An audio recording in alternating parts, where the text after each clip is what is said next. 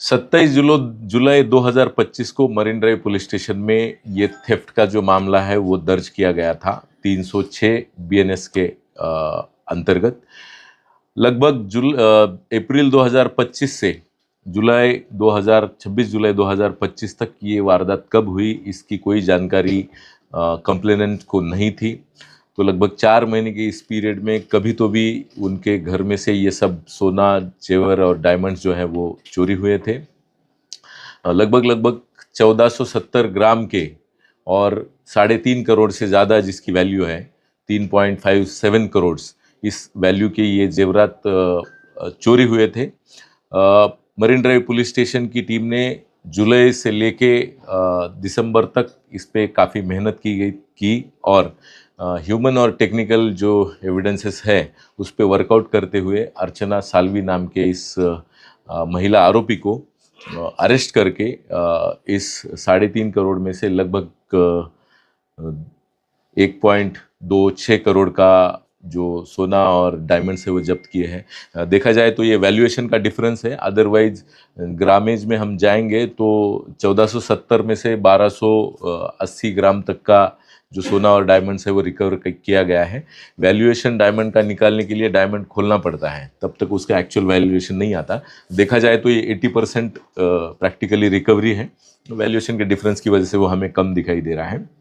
और बाकी इस बचे हुए जो भी रिकवरी है लगभग 20% के करीब हम मानते हैं, तो उसके लिए भी जो प्रोसेस है, इन्वेस्टिगेशन है, वो जारी है।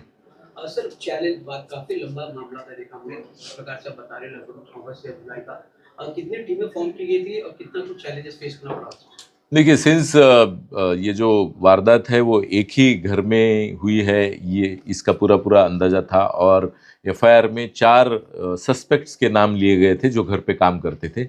चूँकि घर में सिर्फ एक 92 साल उम्र की एक ही महिला रहती थी और 4 हेल्प के लिए लोग हेल्पर या मेड के स्वरूप में रहते थे, उनका नाम सस्पेक्ट करके दिया गया था। उनका इंटरोगेशन, उनके डिटेल्स निकाल के भी उसमें से कोई आरोपी ना निकला और ये जो आरोपी हमने अर्चना साल्वी जिसे अरेस्ट किया है वो एक मेकशिफ्ट कुछ दिनों के लिए एज ए मेड वहाँ पे घर पे आई थी।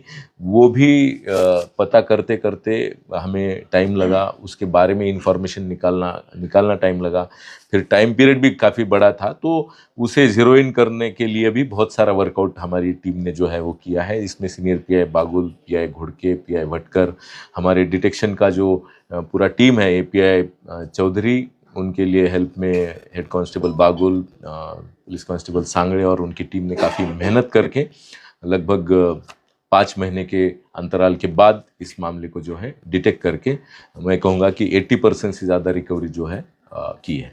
सर, ये अर्चना को मदद कौन कर रहा है? अभी तक उसे किसने हेल्प किया है ऐसा हमें इन्वेस्टिगेशन में नहीं आया है, लेकिन इस बारे में आगे की जांच जो है वो चल रही है। आरोपी महिला जो विक्टिम है उनके कांटेक्ट में कैसे है? क्या कोई और भी शख्स था जिनको उस पर नौकरी के लिए? नहीं, वो कोई मेड नहीं थी काम पे, इसके लिए उसकी जगह पे इसे लाया गया था और इस तरीके से वो कांटेक्ट में आई है।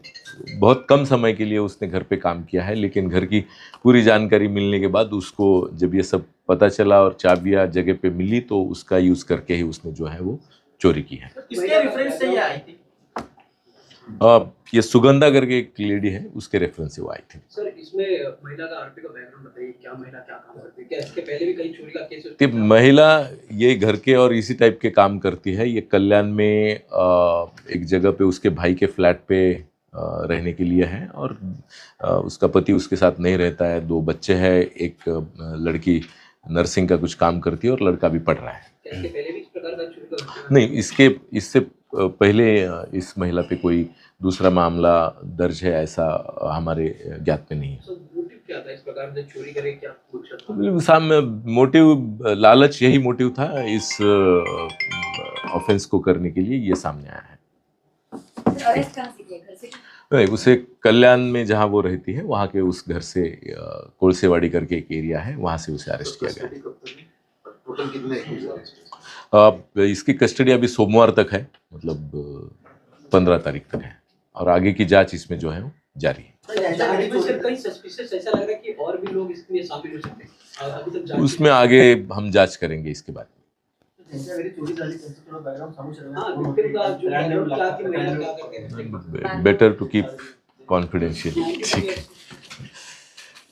इतना ही कहूँगा कि वो 92 साल की महिला है और उसका बेटा जो है वो दुबई में काम करता है, फैमिली पूरी दुबई में है, वो आते जाते रहते हैं। सर लोगों को कुछ अपील करते हैं। करना चाहिए जिस प्रकार से काम पे रखने से कारण जर मुंबईमध्ये मोठ्या प्रमाणावरती नागरिक आहेत ते एकटेच राहतात जे सर्व वयस्कर विशेष करून सिनियर सिटीजन्स नसतात त्यांनी आपल्याकडे जे काही कामावर राहणारे कामावर ठेवलेली लोक आहेत किंवा घरी येण्या जाण्यासाठी कोणत्याही प्रकारचे काम करणारे लोक आहेत त्यांच्यावर विशेष लक्ष ठेवणं गरजेचं आहे, त्यांचं पोलीस क्लिअरन्स करून घेणं गरजेचं आहे आणि आमचे पोलीस अधिकारी आणि कर्मचारी सिनियर सिटीजन्सला भेटी देतात त्यावेळी त्यांच्याशी सुद्धा संपर्कात राहून या जे संबंधित व्यक्ती आहेत त्यांच्याशी सुद्धा बोलणं करून द्यायला पाहिजे जेणेकरून त्यांच्या मनात वचक राहील आणि घरी इतक्या मोठ्या प्रमाणावर दागदागिने सोनं किंवा पैसे ठेवू नयेत, लॉकर्स बँकेचा वापर करावा, त्याच पद्धतीने नोकरांना चाव्या किंवा या गोष्टींचा ॲक्सेस टाळावा असं मी सांगेन। मुंबई शहर में काफ़ी सीनियर सिटीजन्स अकेले रहने वाले लोग हैं, उनके लिए और बाकी लोगों के लिए भी हमारी सलाह रहेगी कि घर पे बड़े पैमाने पे सोना जेवर या कैश ना रखें, ज़्यादातर बैंक लॉकर्स का यूज़ करें। घर में काम करने वाले जो भी लोग हैं उनका पुलिस क्लियरेंस सर्टिफिकेट लिया जाए और पुलिस को उसकी मालूमात जो है वो दी जाए और